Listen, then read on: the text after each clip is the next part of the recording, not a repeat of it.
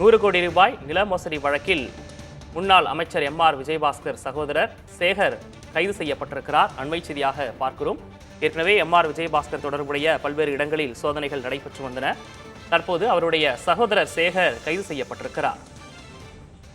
சேகரின் முன்ஜாமீன் மனுவை கரூர் நீதிமன்றம் சில தினங்களுக்கு முன்பு தள்ளுபடி செய்திருந்தது.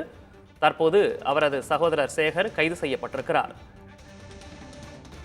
கூடுதல் விவரங்களை செய்தியாளர் கண்ணனிடம் கேட்கலாம். கண்ணன், எப்போது கைது செய்யப்பட்டார், எங்கு வைத்து கைது செய்யப்பட்டார், கூடுதல் விவரம்?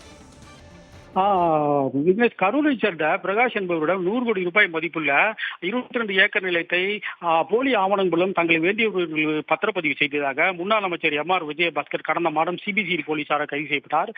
இந்த வழக்கிலே அவர் 15 நாட்கள் திருச்சி மத்திய சிறை நீதிமன்ற காவல் இருந்தால் அதன் பிறகு அவருக்கு நிபந்தனை ஜாமீன் வழங்கப்பட்டு தற்சமயம் அவர் தினமும் திருச்சி கரூரில் உள்ள சிபிசிஐடி அலுவலகத்தில் கையெழுத்திட்டு வருகிறார். இந்நிலையில் அதே வழக்கிலே தன்னை கைது செய்யக்கூடும் என முன்னாள் அமைச்சரின் சகோதரர் சேகர் முன்ஜாமீன் பெற்றிருந்தார்.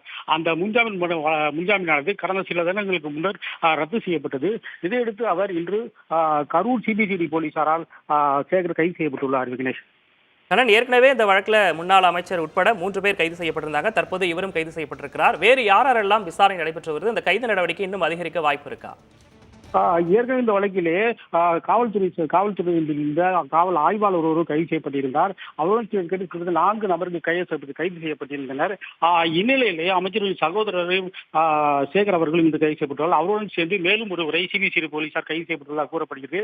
இந்த வழக்கிலே கைது எண்ணிக்கை அதிகரிக்கும் எனவே சிபிசிஐடி வட்டாரங்கள் தெரிவிக்கின்றன. தொடர்ச்சியாக விவரங்களை சேகரிங்கள். தற்போதைய விவரங்களுக்கு நன்றி கண்ணன்.